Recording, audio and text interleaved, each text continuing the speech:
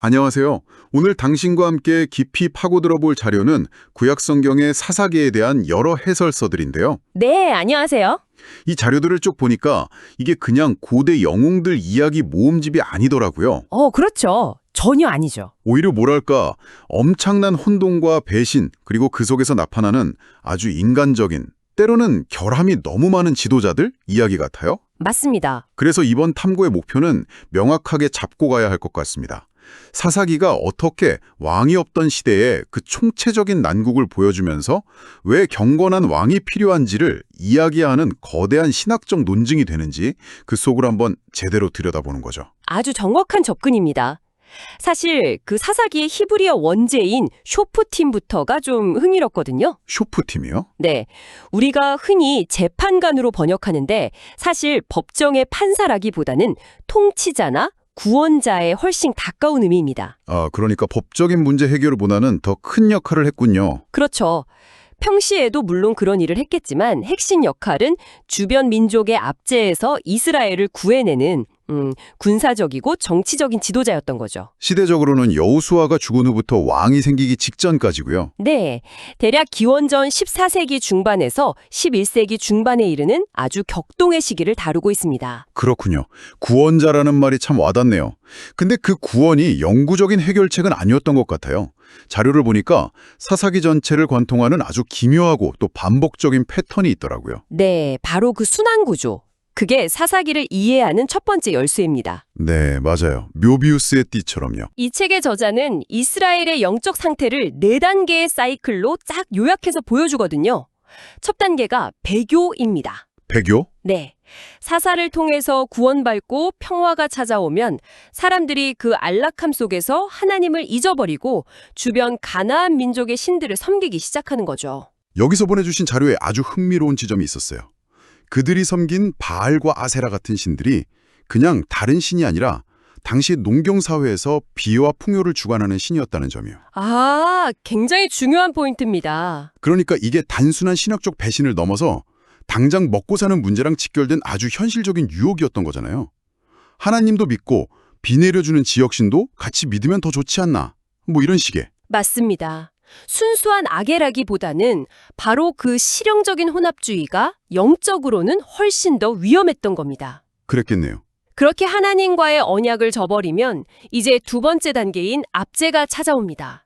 하나님이 주변 민족들, 블레셋이나 미디안 같은 세력을 통해 이스라엘을 징계하시는 거죠. 외부의 적에게 고통을 받게 되는 시기군요. 네, 고통이 정말 극에 달하면 그제야 자신들의 잘못을 깨닫기 시작해요.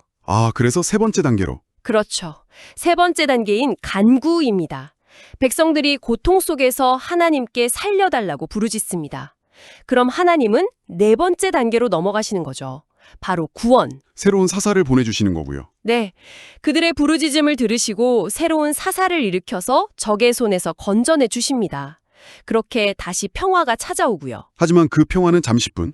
사사가 죽으면 또다시 첫 단계로 돌아가서 이 사이클이 무한 반복되는 거군요. 맞습니다. 근데 이게 단순한 반복이 아니라 뒤로 갈수록 상황이 점점 더 나빠지는 뭐랄까 나선형 추락 같다는 인상을 받았어요. 정확합니다.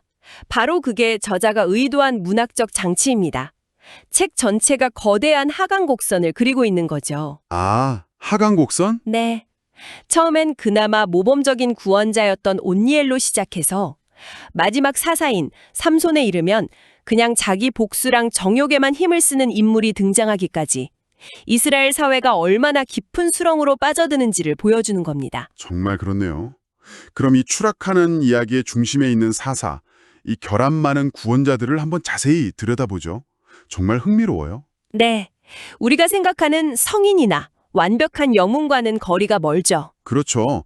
첫 사사인 온니엘은 짧게 넘어가고 그 뒤를 잇는 에훗부터 뭔가 좀 심상치가 않아요. 에훗은 왼손잡이였는데 이걸 이용해서 모압 왕 에글론을 암살하거든요. 성경의 묘사가 굉장히 파격적이고 폭력적이에요. 거의 암살자에 가까운 모습이죠. 영웅이라기보다는요. 네. 그리고 나서는 유일한 여성 사사인 드보라가 등장합니다. 선지자이자 지도자였는데 우유부단한 군대 장관 바락을 이끌고 전쟁을 승리로 이끌죠. 이건 당시 사회를 생각하면 정말 이례적인 일이겠네요. 엄청나게 이례적인 사건이었죠. 하나님의 선택이 인간의 편견을 뛰어넘는다는 걸 보여주는 대목입니다. 드보라의 리더십은 참 인상적인데 기도원에 이르면 다시 좀 불안한 모습이 나타나요.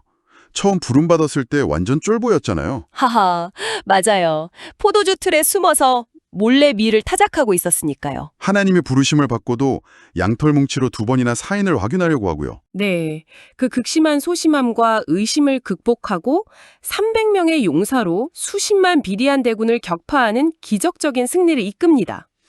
여기까지는 정말 대단하죠. 그런데 그 뒷이야기가 문제인 거죠. 바로 그겁니다.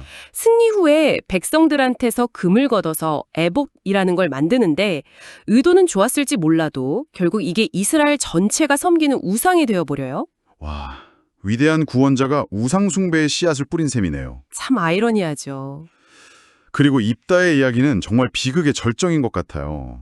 암몬 족속과 싸우러 나가면서 끔찍한 서원을 하잖아요. 네. 전쟁에서 이기고 돌아올 때 나를 가장 먼저 맞이하는 것을 번제로 바치겠다. 이게 대체 그 서원은 당시 이스라엘의 신앙이 얼마나 심각하게 왜곡됐는지를 보여주는 충격적인 장면입니다.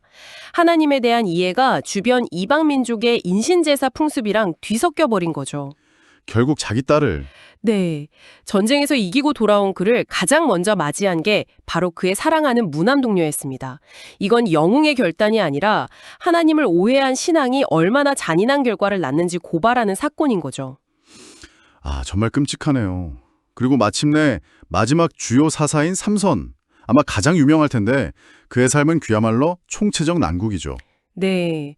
나시린으로 태어나 초인적인 힘을 받았지만 단 한 번도 그 힘을 이스라엘 공동체를 위해 쓰는 법이 없어요. 전부 자기 여자 문제, 자기 복수를 위해서만 쓰죠. 맞습니다.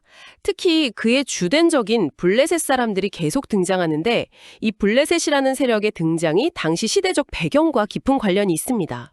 여기서 역사적 맥락이 중요해지는군요. 그렇습니다. 이 그림을 함께 봐야 사사기가 완성됩니다. 당시는 후기 청동기 시대가 무너지고 초기 철기 시대로 넘어가는 대격변기였거든요. 힘의 공백기 같은 거였겠네요. 네. 이집트 같은 거대 제국의 힘이 약해지니까 바다 민족이라 불리는 새로운 세력들이 밀려 들어왔는데 그중 하나가 바로 블레셋입니다. 아하. 그들은 이스라엘이 아직 청동기를 쓸 때 이미 철기 기술을 가지고 있었어요. 군사적으로 훨씬 우위에 있었던 거죠. 와, 그러니까 사사기의 혼란은 단순히 내부의 영적 타락뿐만 아니라 지정학적인 힘의 공백과 신흥 강자의 등장이라는 외부 요인이 결합된 결과였군요. 정확합니다. 그런 강력한 적 앞에서 이스라엘은 더 뭉쳐야 했을 텐데 삼손의 행동은 정반대였죠. 그러네요. 구원자라기보다는 혼자 움직이는 시한폭탄에 가까웠어요. 네. 결국 둘릴라의 유혹에 넘어가서 힘의 근원인 머리카락이 잘리고 두 눈이 뽑힌 채 맷돌을 돌리는 노예로 전락하잖아요. 네. 그의 그 비참한 최후는 개인의 비극을 넘어서 하나님이 주신 엄청난 잠재력을 엉뚱한 곳에 다 낭비해버린 사사시대 이스라엘 전체의 자화상이라고 할 수 있습니다. 듣고 보니 정말 영웅담이 아니네요. 오히려 리더십의 실패, 공동체의 붕괴에 대한 통렬한 보고서에 가깝습니다. 맞습니다. 그리고 이 모든 혼란의 원인을 사사기 저자는 아주 집요하게 반복되는 한 문장으로 진단하죠. 그때 이스라엘의 왕이 없으므로 사람이 각기 자기의 소견에 옳은 대로 행하였더라. 바로 그 구절이 사사기 전체를 꿰뚫는 핵심 진단이자 처방입니다. 이 구절이 정말 중요하군요. 네. 여기서 왕이 없다는 말은 단순히 정치적 통치자가 없었다는 사실, 그 이상입니다. 더 근본적으로는 삶의 절대적인 기준, 즉 하나님을 자신들의 진정한 왕으로 인정하지 않았다는 신학적인 고발인 거죠. 하나님이라는 최종 권위가 사라진 사회에서는 뭐가 남을까요? 각 개인의 생각, 욕망, 주관적인 판단만이 유일한 기준이 되는 겁니다. 그야말로 내 생각이 곧 법인 사회가 된 거군요. 각자 자기 소견에 옳은 대로 행한다는 건 결국 만인에 대한 만인의 투쟁 상태나 다름없었겠네요. 그렇죠.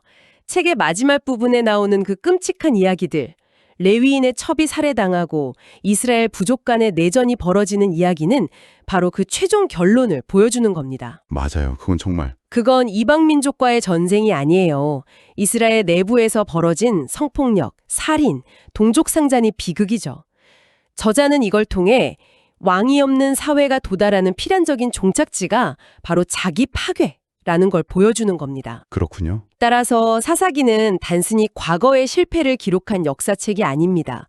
이 처참한 실패의 역사를 통해서 이래서 우리에게는 하나님을 경외하는 올바른 왕이 필요하다는 주장을 강력하게 펼치는 일종의 정치 신학적 문서라고 할 수 있습니다. 결국 이 모든 혼돈과 실패담은 다윗 같은 이상적인 왕의 등장을, 더 나아가서는 하나님 자신이 진정한 왕으로 다스리실 미래를 열망하게 만드는 거대한 소곡이었던 셈이군요. 그렇습니다. 불완전하고 결함 많은 사사들의 임시적인 구원은 근본적인 해결책이 될 수 없다는 걸 처절하게 보여줌으로써 진정한 구원을 가져다 줄 참된 왕을 기다리게 만드는 것.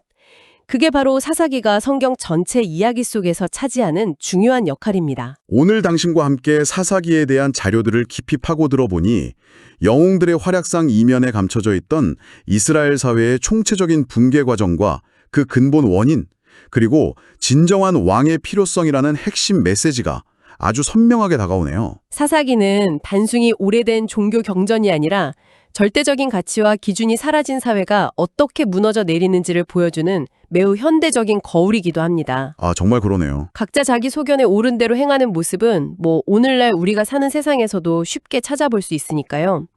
공동의 합의 없이 각자의 욕망과 신념만이 척도가 될 때 공동체가 어떤 위험에 처할 수 있는지를 생생하게 경고하고 있는 셈이죠. 오늘 분석을 마무리하며 당신에게 이런 질문을 한번 던져보고 싶습니다. 사사기는 기드온의 소심함이나 삼손의 방탕함처럼 지극히 불완전하고 결함 많은 인물들을 통해서도 역사가 이어진다는 걸 보여주잖아요. 네, 그렇죠. 어쩌면 당신의 삶 속에서도 완벽하지 않은 누군가가, 혹은 당신 자신의 불완전한 모습이 예상치 못하게 어떤 긍정적인 변화나 구원의 계기가 되었던 경험이 있지 않으신가요? 그 경험을 통해 리더십이란 무엇인지, 그리고 불완전함 속에서 의미를 찾아낸다는 것은 어떤 것인지 다시 한번 생각해 보시면 어떨까요?